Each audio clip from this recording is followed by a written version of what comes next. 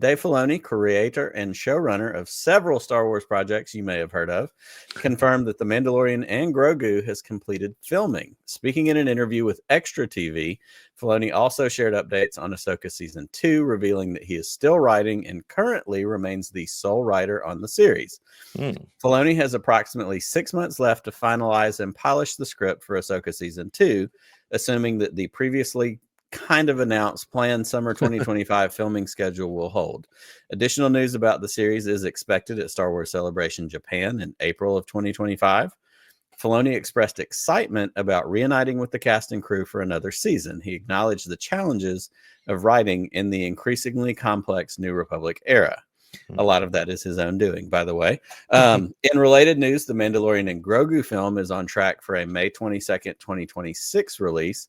So far, Pedro Pascal, Sigourney Weaver, and Zeb Orrelios, one of everyone's favorite Star Wars Rebels characters who was seen in Mando Season 3, are confirmed to be appearing.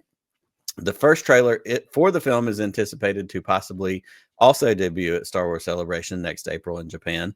Filoni also commented on advancements in animatronic technology, which was used for the Grogu puppet, hinting at the possibility of expanded physical capabilities for the character in the upcoming film.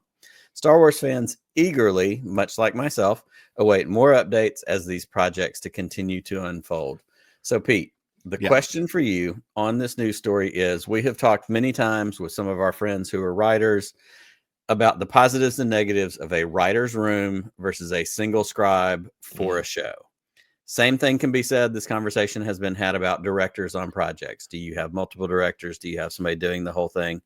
How do you feel about the idea of Dave Filoni taking on the writing of this particular series all on his own?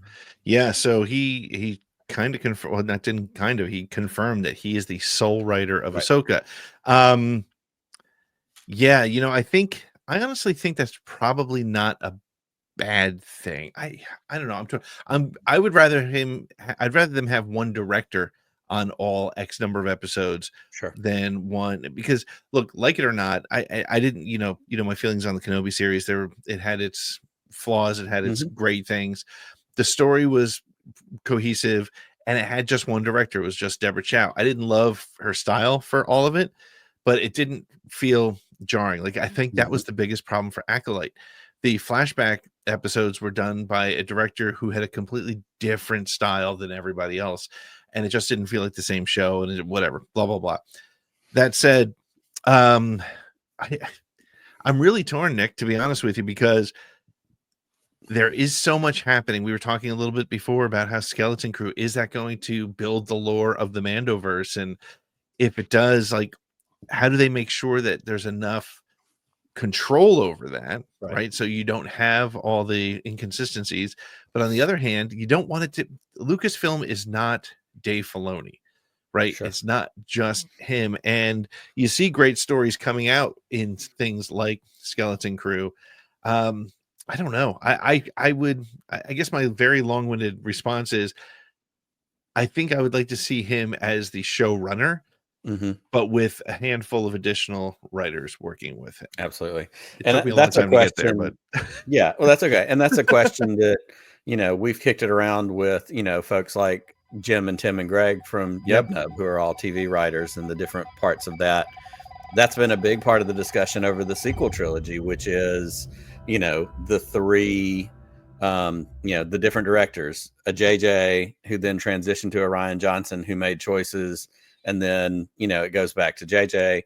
So that's not unusual, because in the original trilogy, you had different directors. For the sequel, for the prequels, George Lucas directed all of those, but it's such a varying thing. And I think we're going to actually maybe have a chance to talk to Greg next week. So maybe that's something that we can throw his way and just ask some more of that question about a writer's room versus, that solo writing, because the same thing we've talked about with Andor with, what's his name? Tony Gilroy. Yeah, Tony Gilroy, running that whole thing. What's interesting about, well, he's the showrunner, but he's not the writer on all of them. And I think that's right. He's not the writer, but isn't he?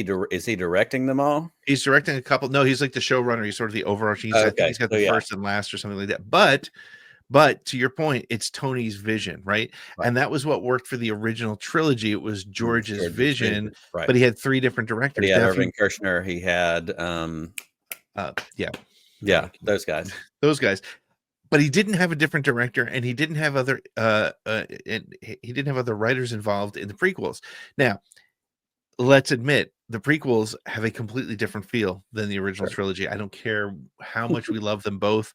They're like 2 different styles, but it's like the difference between Frank Herbert Dune and Herbert's son and Denis Villeneuve. Anderson, the way they write Yeah. Kevin J. Anderson, the way they write Dune. Right. They're the same universe, but it's a different thing. Yeah. So I don't know. It's I guess the jury is still out on that. I mean, look, I think he was the sole writer of the first season of Ahsoka, and he Game of Throned it, man. It was like the first 7 episodes were flowing and going well, and then he jammed the ending in and rushed it and slammed on the brakes. So I do worry about that. He's not a great director either. I hate to say that, but you know, his episodes of Mando and while they're good stories, they're not the best directed. So, and I think that's another, you know, kind of sorting out the roles with Favreau, with him. You know, we've had shows in the past that, you know, there's the showrunner idea. Yep. You know, it's a vision. It's somebody who's overseeing. It's a, you know, I guess a TV version of like Feige running the Marvel universe. You know, a Favreau, a Filoni, because you have so much talent in. I mean, Bryce Dallas Howard, she's one of my favorite directors of all the most recent Star Wars stuff. You know, I'm excited to see what the different directors for these episodes of Skeleton Crew are going to look like. We've seen the list of that with the Daniels, with, you know, John Watts. Bryce Dallas Howard is doing one of these. It's an interesting thing to go. And I know writers and directors are a little bit different, but it's something to keep an eye on. And like I said, I'd love to lean on Greg, maybe if we talk to him next week, to dig into that a little bit more. That's great. Cool. I agree. And I think that they need to work it out, because I think that has been the problem. Book of Boba Fett was all Rodriguez. Yeah, Robert Rodriguez. And I had issues with that, with that show. Again, I loved it's so funny. I always feel like, and this is the stupid thing about Star Wars fandom, and haha to all you people out there who've been beating up Star Wars and now you like something. Look what happens. We're big Star Wars fans, but we do, we have the real conversations. I feel like Book of Boba Fett would have benefited from an additional writer, right? I think an additional showrunner, but we digress, and we could go on about that all day.